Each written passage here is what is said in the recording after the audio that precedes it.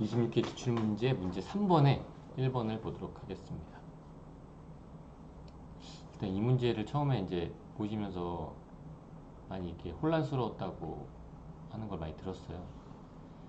일단 문제를 보면 이걸 어떻게 볼지보다 일단 문제를 보는 게 좋아요.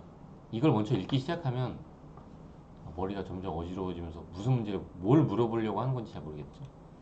일단 해양 구조물의 취득원가, 앞에 걸 하나도 안 읽어도 뭔가 복구 충당비가 있을 것 같지 않나요? 해양 구조물. 그리고 사채의 발행 금액, 취득원가와 발행 금액을 계산하고 취득 관련 분계를 하래요. 일단 구조물을 취득했나 보네. 그리고 사채를 발행했나 봐요. 이 회사는. 그래 이렇게 어쨌든 세팅된 상태에서 한번 문제를 봐볼게요. 앞에 문제를. 결산법인인 국세는 X1년 1월 1일 날 공무원이 보유하고 있던 해양 구조물을 취득하기 위해서 회사채를 발행했대요. 이게 처음에 이제 이렇게만 읽으면 낯설죠. 그러니까 어떤 거냐면 다른 사람이 갖고 있는 거를 내가 가져오는데 돈을 바로 준 게 아니라 사채를 발행해서 준 거예요. 그러니까 구조물을 거저 가져온 거죠, 지금. 해양 구조물 거저 갖고 가잖아요. 구조물을 갖고 오면서 구조물이 내 소유로 바뀌면서 내가 뭘 줬죠? 지금 당장 준 건 하나도 없죠. 제가 지금 돈이 나간 게 없잖아요. 그냥 사채권 한 장을 발행해서 줬잖아요. 근데 그게 그 대가를 준 거잖아요. 이 구조물을 나한테 내 소유권으로 옮겨오기 위한 대가를 사채로서 지급을 한 거죠. 내가 돈이 나갔나요? 돈이 안 나갔죠. 그냥 사채라는 종이 한 장 줬겠죠. 어떤 걸 줬죠? 이런 걸 준 거예요. 200만 원을 내가 너한테 주겠다. 단 3년 뒤에. 또 3년 뒤에 주니까 미안하니까 액면 이자율도 주겠다는 거죠. 4%만큼 200만 원에. 근데 심지어 시장 이자율은 6%예요. 지금 시장 상황은 6%인데 이런 돈을 주겠다고 한 거죠. 근데 이 해양 구조물은 5년 후에 원상 회복을 위한 예상 지출액이 30만 원이 있을 것으로 추정하고 있어요. 그러니까 요까지 읽은 상황을 종합해 보면 이 회사는 구조물이 하나 온 거죠. 구조물을 취득한 거죠. 구조물을 취득하면서 내가 3년 동안 이런 스케줄로 돈을 주겠다. 이게 4%거든요. 200만 원에 4%. 8만 원, 8만 원, 8만 원은 지금 시점에 구조물은 나한테 갖고 왔는데 1년 뒤에 8만 원, 2년 뒤에 8만 원, 3년 뒤에 8만 원과 200만 원을 주기로 약속한 거예요. 그렇죠? 그리고 어떤 의무를 부담해야 되죠? 3년 뒤에 30만 원이 지출될 의무를 내가 부담해야 되는 거예요. 내가 이 구조물을 사면서 30만 원 지출될 줄 알았을까요? 알았겠죠. 구조물을 사는 순간 나는 5년 뒤에 이거 원상복구를 해야 돼요.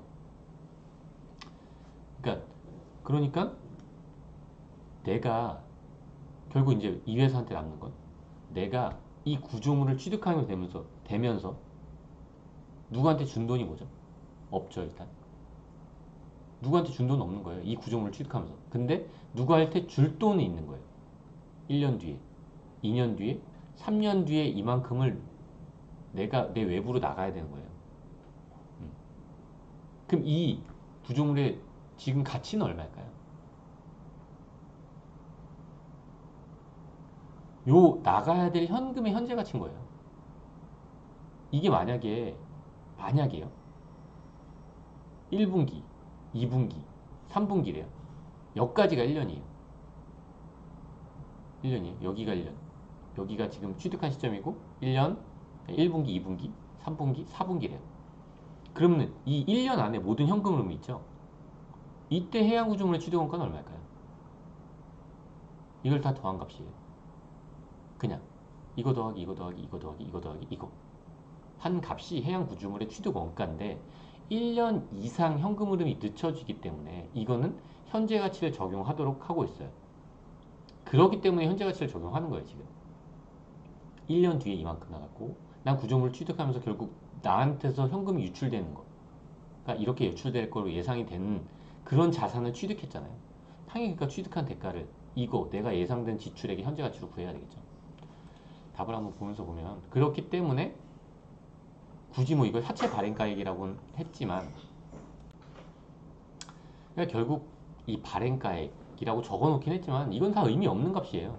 결국 내가 이 구조물을 취득하면서 성격이 다른 거죠. 사채 때문에 돈이 나가는 거고 얘는 복구 충당 부채 때문에 돈이 나가는 건데 어쨌든 나한테서 돈이 나가는 거잖아요. 나한테서 돈이 나가는 모든 돈을 적어놓은 거고 그 가치를 현재 가치 다 땡긴 거예요. 그게 이 구축물의 취득원가라는 거예요. 그러니까 내가 이 구축물을 취득함으로써 내가 부담해야 될 의무들인 거잖아요. 얘네가 그런 나한테서 현금 유출이 발생할 이 의무들의 현재 가치가 곧 이 구축물의 취득 원가가 된다는 거죠. 근데 취득 관련 문제 분개를 굳이 한다면 이렇게 나눠서 하는 게 좋겠죠. 대가를 나는 뭘 줬죠? 자산을 취득하면서 구축물을 취득했어요. 근데 대가를 뭘 줬죠? 사채를 일단 줬죠. 사채라는 대가를 줬잖아요. 8만원, 8만원, 8만원, 200만원이라는 대가를 지불하려고 하잖아요. 그럼 그 사채가 얼마죠? 1893이에요. 현재 가치가. 현재 가치는 시장 이자율로 땡겨야 되겠죠? 이렇게 시장 이자율로 할인해야 되잖아요. 현재 가치로. 그러니까 할인한 값이 1893이라는 거예요. 그러니까 나는 구축물을 취득할 때 사채만 발행했다면 1893이 되겠죠. 구축물의 취득원가는.